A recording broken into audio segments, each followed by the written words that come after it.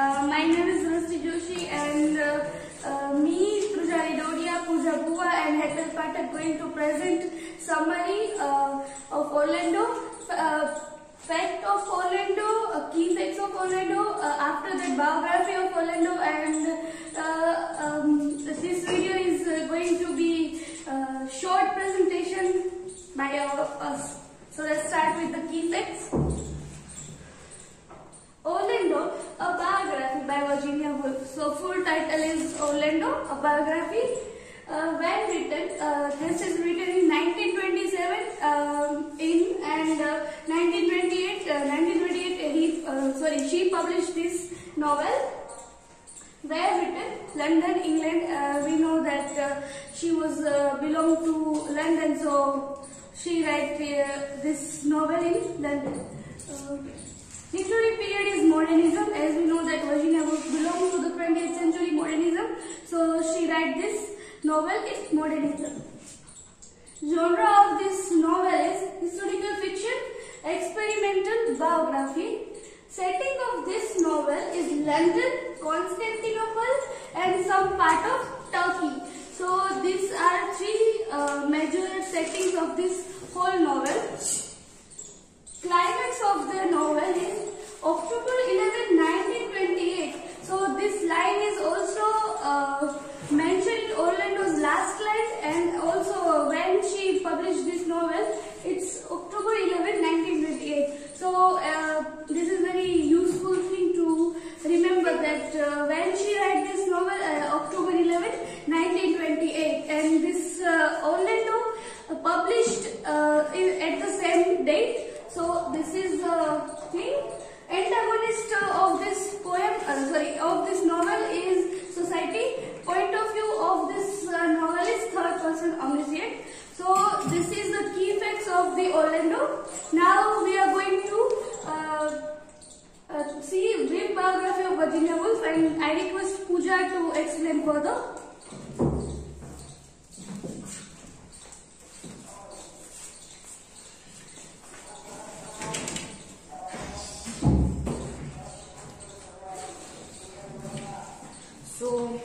Myself Pooja Bua, and I am going to deal with the brief biography of Virginia Woolf. So let's see. Her full name and real name is Adeline Virginia Stephen, and she was born the third of four children to Julia Princess Jackson, a famous model for the group of Victorian painters known as the Pre-Raphaelites. Now, this Pre-Raphaelist was founded in 1848 by William Hunt, John Mills, Dante Rossetti, William Rossetti, James Collinson, and others. And Leslie Stephen, a noted historian and biographer, Woolf grew up in a privileged household and was homeschooled as a child with a famous focus on Victorian literature. In 1895, her mother died of influenza. Influenza is a type of a virus and also known as the flu. Followed by her half-sister Stella in 1897, Woolf attended King's College London, where she studied literature and history and began to write seriously in 1900. Woolf's father died in 1905, and she moved with her siblings to Bloomsbury, a district in London known for its culture and educational institutions. Living in Bloomsbury, Woolf's circle of friends include her brother's friend from Cambridge, formed a group of elite writers, artists and philosophers known later as the Bloomsbury Group. The Bloomsbury group had a deep respect and appreciation for art in all its forms, and they adamantly rejected the strict Victorian convention and beliefs of their parents. As we also read that she was a homeschooled child. She doesn't attend school in outer world.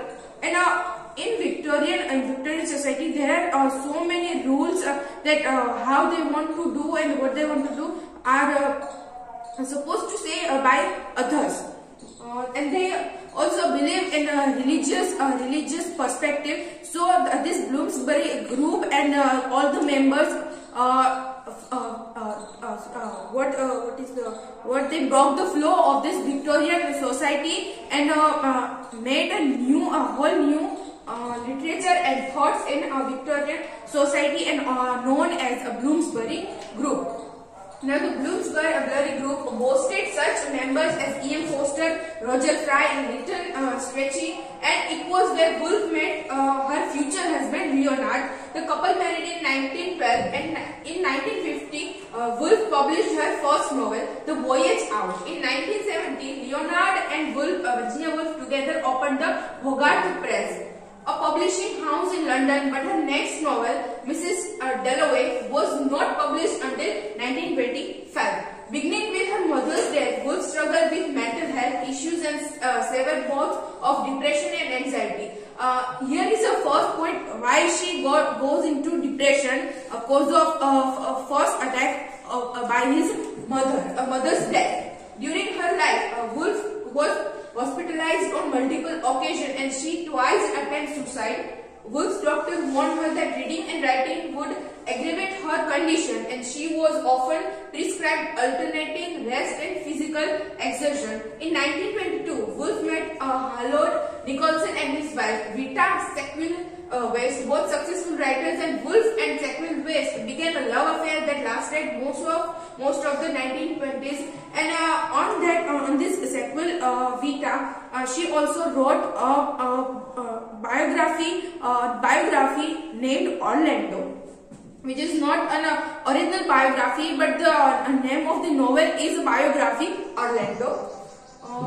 Then a very popular writer, Sackville West, began to publish her books through the Hogarth Press, which reportedly saved a business from a bankruptcy, and she encouraged Woolf to continue writing against the advice of her doctors. Indeed, Woolf did write, and she published Through the Lighthouse in 1927 and Orlando, experimental biography and a love letter of sorts of Sackville West. In 1928, Woolf is also remembered as an influential critic and essayist, of which A Room of One's Own, published in 1929, is among her most famous. On the morning of March 29, 1941, at the age of 59, Woolf loaded her pockets with rocks and walked into the river out and near her home in Sussex and drowned. Here she suicided and killed herself by drowning. Now here are some of some of her life facts. Like her first published piece of writing was about the Bronte sister. She worked as night school teacher at her time. She had a platonic love affair with her brother-in-law, the husband of this Valesa, her sister. Very briefly engaged to Lytton Strachey, that we see here. When she is engaged, briefly engaged with Lytton Strachey, we know through the letters to his brother-in-law. She wrote biographical novel about a dog also, and she hated James Joyce's writing. She noted that she hated the work by James Joyce named Ulysses, that she doesn't like much. So it is a brief biography of Virginia Woolf. Now I would like to call Ethel Pathak for historical context of Orlando. Thank you.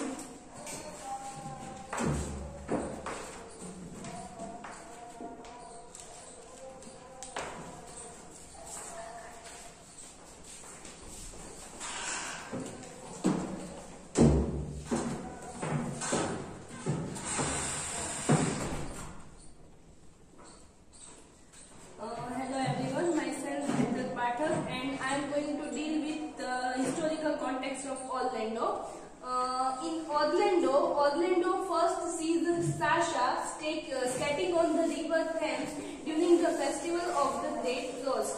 Now, before going further, first we have to understand that what is historical context. Historical context means to understanding the past. Whenever we examine the past, first it is very much important to understand that in the past which particular event took place. So that is the meaning of historical context, that we have to understand that this particular event took place in which particular time or era.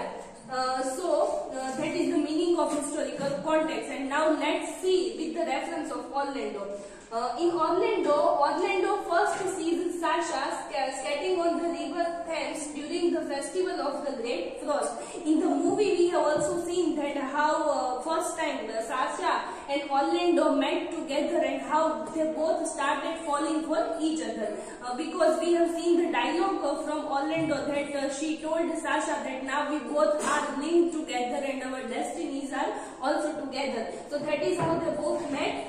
Throughout history, there have been several great frosts to settle over England and Europe, including the Great Frost of 1683 and 708. So these are the important years in which Great Frost of England took place. Now, as we have seen the setting of this novel, there are three important places: Constantinople, Constantinople, England, and Turkey. These three are three places in which the entire novel took place.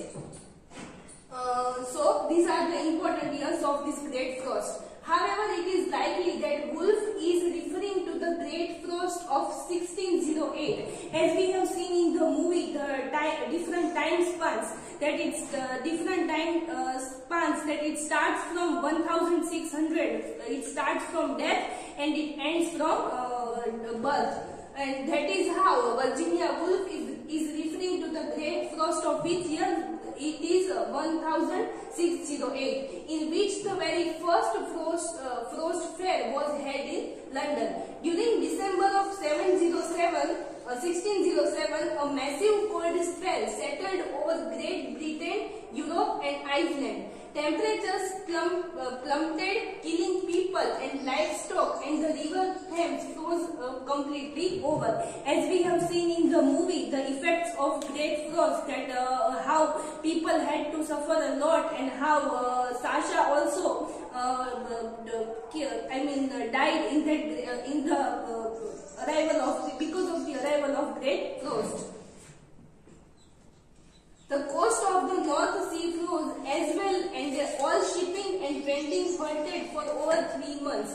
Just as Wolfe described that ships were frozen completely in the harbour and giant icebergs floated out to the open water, Virginia Woolf described that because of the Great Frost, which side effects happened because of that. So the ships were frozen completely, and also icebergs floated out to the open water. Frost fairs offered merchants and business an opportunity to recuperate some of their lost revenue on account of the cold, and Londoners took to the frozen surface of the Thames River for sledding, ice skating and carnival games. So here this word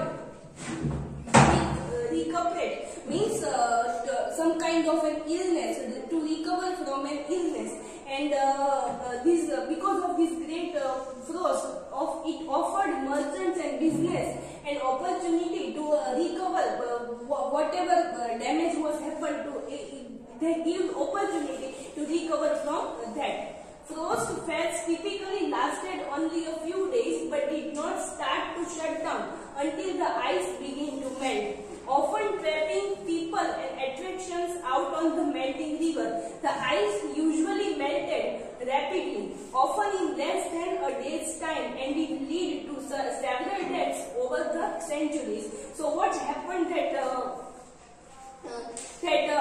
the ice usually melted very rapidly, and because of that it leads towards several deaths of people. The greatest frost fair is said to have been held during the Great Frost of 1683, one of the coldest winters on record in England, and the last frost fair was held during the Great Frost of the year 1840. After the final frost fair of 1840, the Thames River did not again freeze over until 1963, and has not since. So in the historical context, we can see that because of this great frost, how people had to suffer a lot, and how it leads to the deaths of several kinds of people. And the river Thames. So last final frost fair was held in the year 1840, and after that the Thames River did not again freeze until today. So that is all about the historical context of the novel Orlando. And now I will request Tushari to continue with something.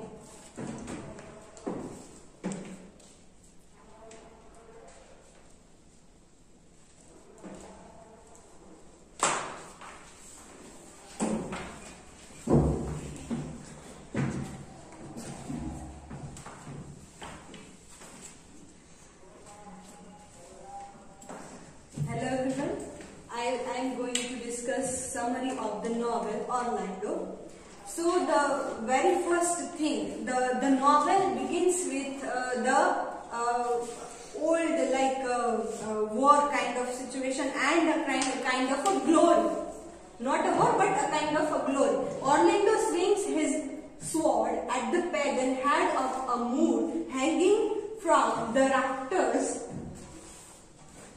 of his father's expensive English mansion. So this is the scene of a mansion where Orlando is just swinging his sword and sees his father's he sees a pagan head of a moor hanging from a rafter, means a beam forming under the roof of the mansion. Orlando's father, or perhaps grandfather, took the head while riding in the barbarous fields of Africa, and Orlando is eager to follow in their footsteps. So, in a way, Orlando, by observing the glory of what their father and forefather have done, so he just want to follow their footsteps. But now, nowhere. He is just 16 years and terribly late to meet the Queen. Now comes Elizabeth Queen the First. A loud whistle announces Queen Elizabeth's once arrival, and Orlando rushes to change his clothes. He runs to the reception line and bows down before the Queen with a bowl of rose water just in time for her nervous, crabbed and sickly hands to accept his offerings. Orlando never looks up, but the Queen falls in love with the top of his head and considers him the very image of a gentleman. So now Orlando becomes very close person to Queen Elizabeth. 2 years later, the Queen invites Orlando to join her court at Whitehall and makes him a treasurer, or steward means observer or kind of custodian, so who will look after Queen Elizabeth first. Orlando lives a lavish life surrounded by many beautiful and adoring women, but his first love is poetry. So this, his love for poetry remains till the end. From the beginning to the end, we will observe and see how his love for poetry develops. He has the wildest, most absurd, extravagant ideas about poets and poetry. Throughout the novel, we can observe that he tried to busy himself with poetry and discussion about poets. And he is a prolific writer of prose and poetry himself, all very long and abstract. But this time we have to observe that this is the period of Elizabethan age, 16th century. So that time Marlowe, Shakespeare were writing plays. Poetry were not of importance. So the works of Orlando remains silent. It didn't get that much space in literature.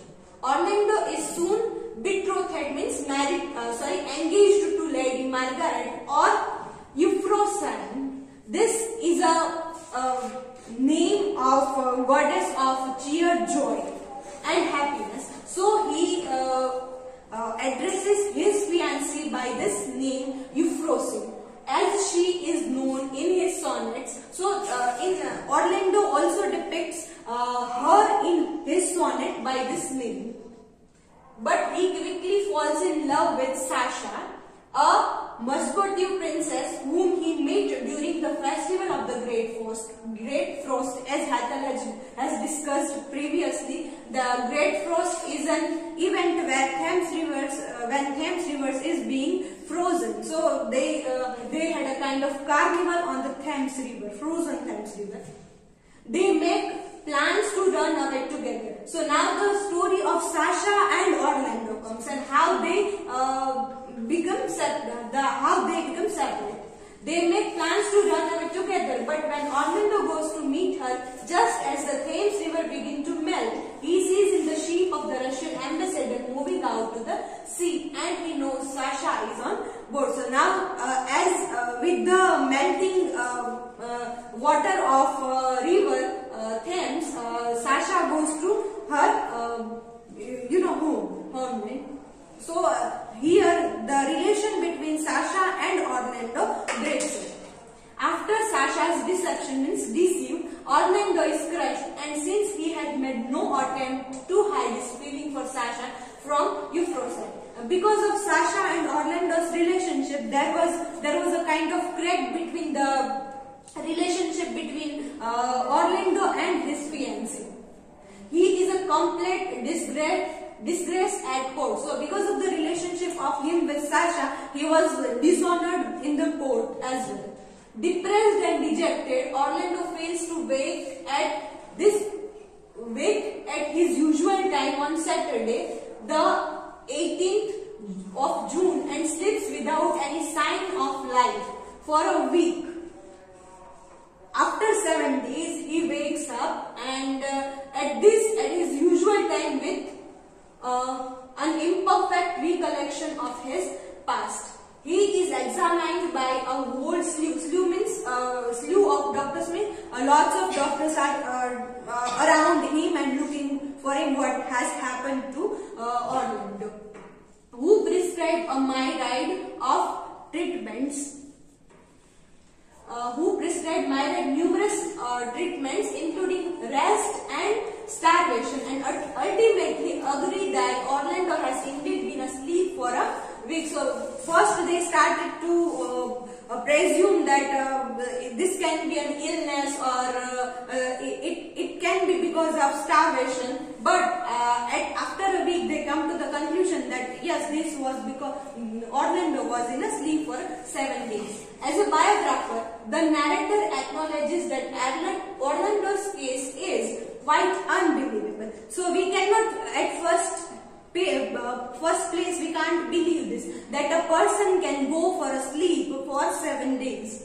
But it is their duty to state the facts as far as they are known. So let the reader make of them what he may. Increasingly depressed and obsessed with death, Orlando turns to the therapeutic effects of writing, means healing kind of. After this broken up of himself, he tried to heal himself via writing poetry, and works on his poem The Oak Tree, which he has been writing for several years.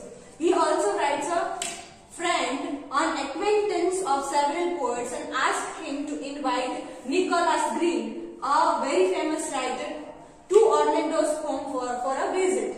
Green accepts and he tells Orlando over dinner that poetry in England is dead. As I have mentioned earlier, that during the time of Queen Elizabeth, plays were on its trend. So poetry was like almost dead. Shakespeare and Marlowe only write for money, Green says, and have no glaude or divine ambition. Here he presents a kind of pain of himself, by writing there is nothing like divine ambition of a writer. So they were just doing writing for the purpose of earning money. The Greeks were great. Green aims not the Elizabethans. So here he also compares Greeks and Elizabethan literature. In Greek literature, we can find that ancient Greek poetry were of importance, while Elizabethan plays were of at the top. After Green's visit with Orlando, Green returns home and writes a satirical roast of Orlando in which he negatively reviews Orlando's original play, The Death of Hercules, as Greene is have a kind of a soft corner towards poetry, or he believes poetry as a strong literary genre. That's why he is roasting a play written by Orlando, calling it worldly, bombastic in its extent, like it is a kind of a pompous thing. Crushed again, Orlando returns to the comfort of the oak tree. So by the review of Greene, he was completely crushed again and again. Orlando returns to the comfort of the oak tree and later meets the Archduchess Harriet Griselda. However, Orlando realizes that his feelings for the Archduchess are lust, the venture, not love, the bird of paradise. That was only a kind of lust, or we can say that attraction, not love. So he asks King Charles to send him as an ambassador to Constantinople. This is a territory in Middle East where he goes as an ambassador. During his time in Constantinople, Orlando fulfills his duties as ambassador with admiration, and he is even awarded the dukedom. Dukedom means a duke of particular territory. So he was given a position of a duke. But the narrator claims a greater fire broke out during the revolution and most official records were lost. So because of the fire, records were lost, and we cannot find that much documents, records about his this achievements. We have done our best to piece out a merged summary from the charged fragments that remain. So like we are just merging all the literary or historical context together and try to understand by this broken pages like that. This sentence is also try to admit the same. The narrator says, but often it has been necessary to speculate, to surmise, and even to make use of the imagination. Here imagination plays a vital role. On the day Sir Adrian Scrope delivers Orlando's patent of nobility. Patent means a kind of license. He is providing a kind of license that you are a nobleman. Orlando throws an extravagant ball party during which, according to rumor, some kind of miracle is going to be performed. When Orlando accepts this honor, the dukedom, but no miracle occurs. The crowd, people begins to riot, and Sir Adrian and the squad of British Blue Jacket. Here, Blue Jacket means British Army won blue color uniform. So this is why this Blue Jackets is used. Much hold them back. So the kind of belief that if Orlando is noble patent, then the miracle will definitely happen. So that's why miracle didn't happen. So he was held back. Last night, a figure is seen embracing a woman of the peasant class on Orlando's balcony, and the next morning, Orlando again fails to wake at his usual time. So again, this second time, the scene of sleeping is coming. Doctors are called, and Orlando is examined. His room is quite trashed, and there are several papers down about, including some poetry about oak trees and a marriage deed issued to Orlando and a gypsy dancer named Rosita Pepita. He again sleeps for a week, and when he wakes on the 7th day, again he is waking up on the 7th day, Orlando is woman. So this second time when he wakes up as a woman. His whole body is wholly transformed from man to the woman. Orlando's change has occurred so painlessly and completely that she is not in the on the least bit surprised by it. It was like a natural thing that she is waking up as a woman, but it was not so. He was first a man, and then he has become a woman. But he couldn't find this changes. The the change of sex, the narrative declares, though it altered Orlando's future, did nothing whatever to alter Orlando's identity. Orlando immediately dresses and leaves the house, heading straight to the lands of gypsies. She lives with them for some time, but they have no ink or paper, so Orlando heads back to England. First, because he has transformed in a woman, so he leave England and go to other land, but there he found that there is no ink and paper, so she could not write. So she came back to the England. Aboard the ship to England, Orlando begins to understand the penalties and privileges of her position. She is much the same person she has always been, but the tradition of a petticoat altered things significantly. Here petticoat means identity of a women clothes. So this identity of women has altered a lot. Living as a woman involves the most tedious discipline, and Orlando is expected to dress, look and smell impassively. So as a woman she has to look decent, she has to wear some kind of clothes and have some kind of etiquettes that Orlando as a man haven't experienced earlier. Orlando isn't of course naturally this way, and it takes several hours out of her day to accomplish this kind of things. Orlando continues writing her poem, The Oak Tree, and she immerses herself in London society. As a party given by Lady R, whose drawing room is said to be the wellspring of intellect and genius. Here now we are in 80th century.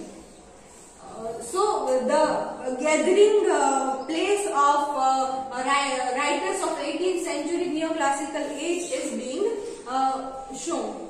Orlando meets Alexander Pope, a famous poet of the 18th century, and asks him to come home with her. He does, and Orlando's home consequently becomes the favorite meeting place of famous poets. As we have seen in the history that in 18th century, women, the writers, poets were gathering at one place, like various groups were there in 18th century neoclassical age also. Before Orlando knows it, the 18th century ends and the 19th century began. So from Elizabethan 16th, then 17th, then 18th century, and now it is 90th century.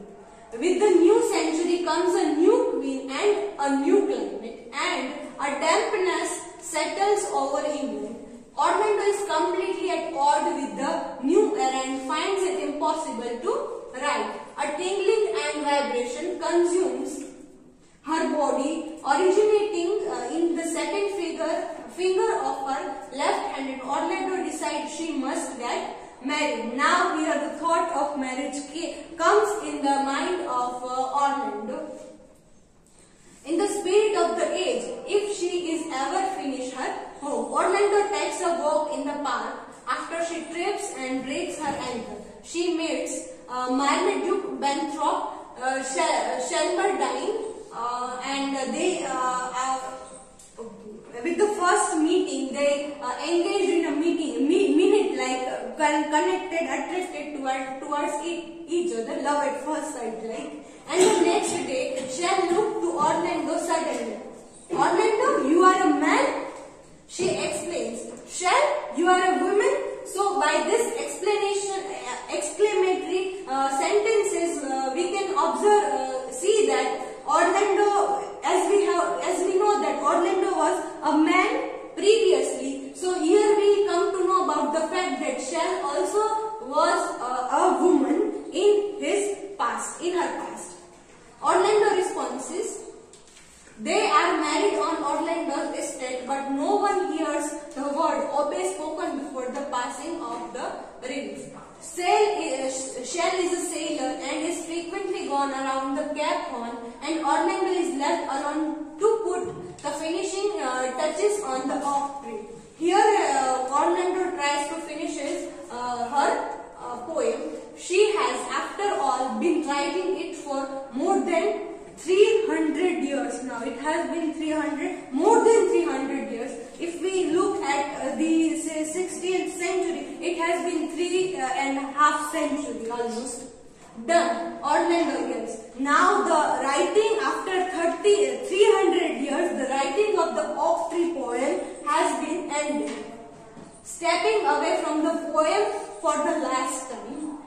She knows it must be read and she immediately heads into London. In the city, Orlando runs into Nicholas Green, who is now the most influential critic of the Victorian age. Here we come to know that not only Orlando but the poet Nicholas Green, whom she met way back in 16th century, is an influential critic of this 19th century Victorian era. After Green laments the state of poetry in England, Shakespeare and Marlowe, those were the giants, the big names, he says, Orlando's dress hopes open and then oak tree falls from her bosom. Green reads the poem immediately and claiming it reminiscent of the great Elizabethans, insists that it must be published. Earlier, Green rejects or dishonors or criticizes the work play by Orlando. Now here he is praising poetry by Orlando herself. After Orlando and Green part, Orlando rushes to wire shell a telegram. So here telegram is a we can see a new arrival thing to communicate and tell him the great news about her poem, and then she wanders into a bookstore. She buys several Green's critical works, tells the shopkeeper to send her everything of any importance and begins to read. She learns that critics expect writers to always write like someone else and that all of Victorian literature can be either written out in 60 volumes octave or squeezed into 6 lines the length of this one. So this is the limitations, like it should be like this and it should be like that. After coming to this conclusion, Orlando looks out the window for a long time, and on March 20th at 3 o'clock in the morning, the midwife means a person, caretaker, who is taking care of children, taking care of a child of Orlando, hands Orlando a baby. Here Orlando means a lady who tries to help to give birth to women. It's a very fine boy. So now Orlando gives birth to a boy, Mr. Lady. The midwife says, Orlando again stands at the window, but let the readers take courage. The narrator says, nothing of the same sort is going to happen today, which is not by any means the same day. The world outside is changing. Light floods houses with the flip of a switch, and water is hot in a second. So these are some good aspects of the modern society, 19th century, where water becomes hot. We can make water hot in a second. A nearby clothes strike. It is 10 a.m. October 11, 1928, and it is the present moment. So here we come to know that the whole novel is written first in a flashback and now in a 19th century, the present moment. Orlando stops and grabs at her heart. There is not a more terrifying revelation. The narrator notes, then that is the present moment. Orlando hops in her car and drives. Earlier, who was riding a horse is now driving a car. She has some shopping to do in a town, but she leaves without most of her visit. This is the here is income of middle age. Orlando says, how strange it is. She drives until she comes to a cottage and farm and gets out of the car. Orlando, she herself cries her name Orlando, and twice when no one answers, Orlando gets back in her car and drives to home.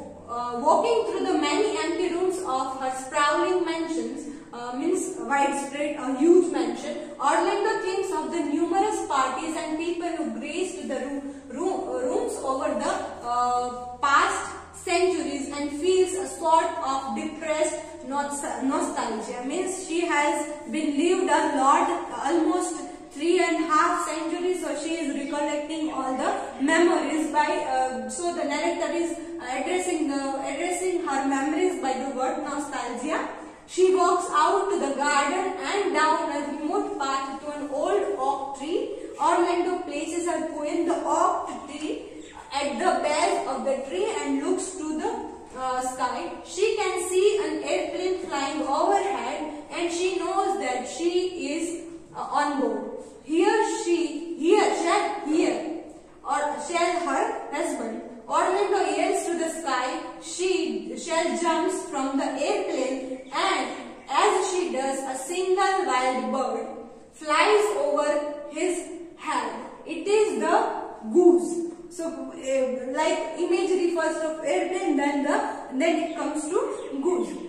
Orlando yells, the wild goose, and then the 12th stroke of midnight strike on Thursday, the 11th of October, 1928. So here the whole novel ends with the present moment. So this is all about our presentation.